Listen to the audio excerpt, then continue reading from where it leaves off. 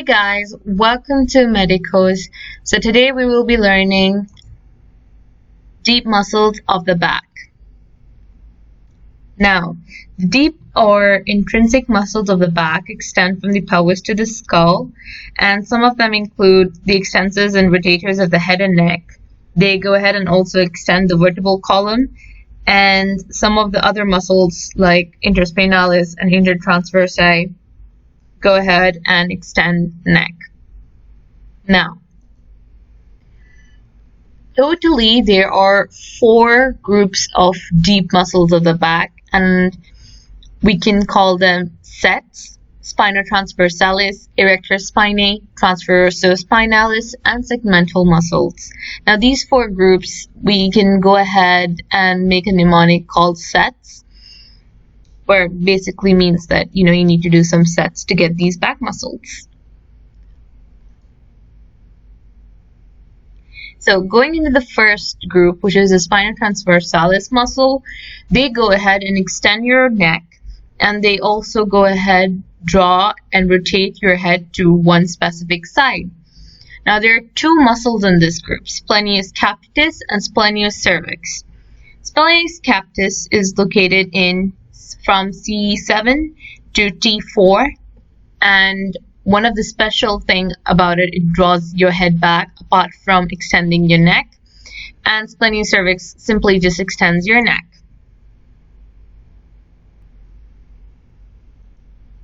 So guys, this is splenius capitis, and it extends the neck and the head, and also does lateral flexion, which means moves to one side. So this is splenius cervix, a very narrow muscle, and it is attached to the transverse process of the upper cervical vertebrae. And again, it extends the neck.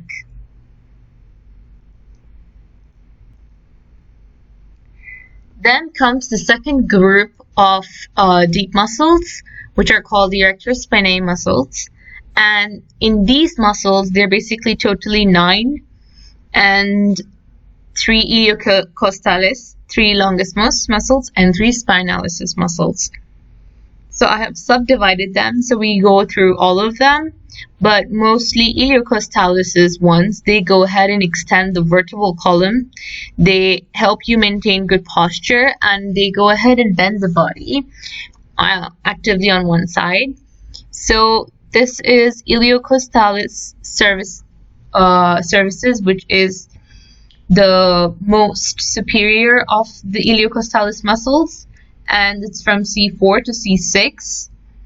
And then comes the iliocostalis thoracics, which is from the upper portion of the 6th rib to the C7.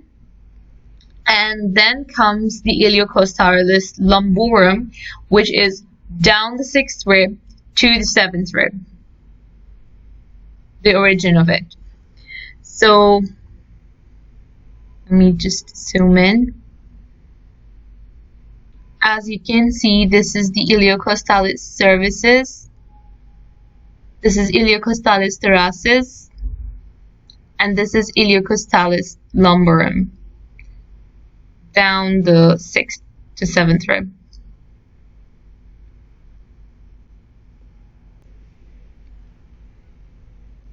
So as you guys can see, this is the iliocostalis cervices. Gonna show how it extends, helps in the extension of the neck, creates and flex to one side, but mainly what it does, it helps in spine extension. This is the extension of the vertebral column and the lateral flexion. This is the iliocostalis lumborum. This also again helps in spine extension and lateral flexion. And then This is the iliocostalis thoracis.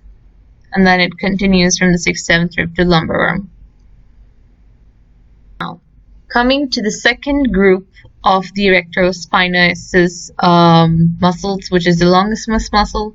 They are the most powerful extensors of the vertebral column, so they are the main ones which go ahead and extend the vertebral column. And again, they do spine extension, lateral flexion. However, the most interesting fact here is that longissimus capitis rotates the head. Now there are three of these. So there is longissimus capitis, longissimus cervix, longissimus thoracis. So a way to remember this is capitis could be capital, and it's on top, the most superior, and then comes the cervical, and then comes the thoracis. So longissimus capitis, it's originated from the transverse process of the upper 4th or 5th thoracic vertebrae, the articular processes, as well as the articular processes of the lower 3rd and the 4th cervical vertebrae. And then there is longissimus cervix, which is basically the transverse process of the upper 4th or 5th thoracic vertebrae, just like capitis. However, it's not attached to the articular processes of the cervical vertebrae, so it's more inferior compared to the capitis. Then comes the longissimus thoracis, which is the transverse process of the lumbar vertebrae.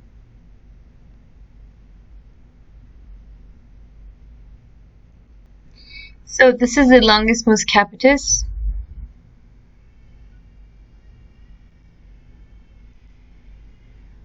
Spine flexion, lateral flexion, etc. are some of its jobs. So this is the longissimus cervix. This is longissimus thoracis. So then we have the spinalis muscles, which is the third and the last group of the erectospinae muscles. So they are the part of the erector spinae, as I said, and they help in extension, which means bending backward, as well as lateral flexion, bending to the side. But so basically all of the erectospinae muscles, they have the same job, however they are located in different locations. So again, for spinalis, we have the capitis, the cervices, and the thoracis.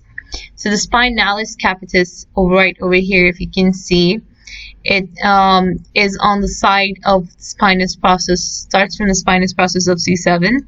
And then we have the cervices, which is from the lower part of ligament nuchae and is there from C4 to C6. And then we also have that attached from C7 to T2, which ends right about here. And then spinalis thoracis, which is from T11 to L2, or sometimes even L3, depending on the person. So, but usually it starts from around T11 and goes down to L2. So this is spinalis cervicis. It's right here, really close to ligament nuchae. And then this is spinalis thoracis, connected right here from around T11 to L2, L3. Now, coming to the third group of the deep back muscles, sets, right? So this is the second last one, which is the T, transversospinales muscles. So these muscles, they go ahead and run obliquely upward and medially from the transverse process to the spinous process, like from right to left, but in a slanting down way. They're deep to the erector spinae, and they consist of the three major groups, which we call the semispinalis, multifidus, and rotators. So rotators are 3, and semispinalis is 3. Just multifidus is 1. And so I'll be showing you. So this is the semispinalis muscle, and so we have again the capitis, the cervices, the thoracis. So the semispinalis capitis goes ahead and starts from TP transverse process basically of T1 to T4, an articular process of C4 to C6. Capitis, and this is the cervices. So the semispinalis cervices starts from the transverse process of upper 5 to 6 thoracic, and the semispinalis thoracis starts from T6 to T9. So a way to go to remember this is T1 to T4, then T5 to T6, and then from T6 to T9. This is how they originate. So go ahead and extend the vertebral column, and these muscles only when they do side contract, they pull the spinous process towards the transverse process on that side, causing the trunk to turn or rotate in the opposite direction. So as you can see, this semispinalis cervicis starts from here. The semispinalis capitis also starts from around that area, but you can see it runs obliquely. And so this is semispinalis thoracis, runs obliquely, as you can see. So in the transverse spinalis, I told you that there is one multifidus muscle. So this is present throughout the length of the vertebral column, but they, however, are best developed in the lumbar region. So guys, this is the multifidus muscle, and it runs all along from the whole vertebral column. It runs along there. So yeah, again, spine extension or spine rotation, which is this movement. And then we have the rotators, and these are three muscles: the cervicis, the thoracis, and the lumborum. So the rotator cervicis starts from the articular process of the cervical vertebrae, and then we have the rotator thoracis, which starts from the spinous process of the thoracics, and then we have the rotatus lumborum, which again starts from the spinous process of the lumbar vertebrae. So here is the rotators muscle.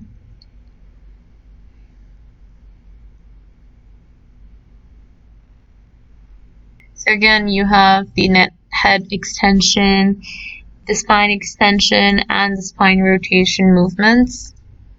We have is the segmental back muscles, which is the last group of deep back muscles, the fourth and the last. So here also we have three muscles: the interspinalis and the intertransversi and levator costorum. So interspinalis and intertransversi basically have the same function, which is they go ahead and stabilize the vertebra during the different movements that vertebral column does, be it rotating, be it extending or flexing, etc. All of those movements, it just goes ahead and stabilizes the vertebrae.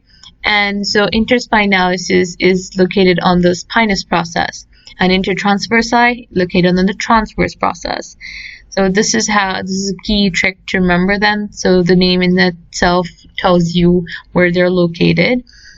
And the last one is the levator costorum. It's located between the transverse process of cervical vertebrae, 7th cervical vertebrae, and the transverse 11th vertebrae, C7 to T11.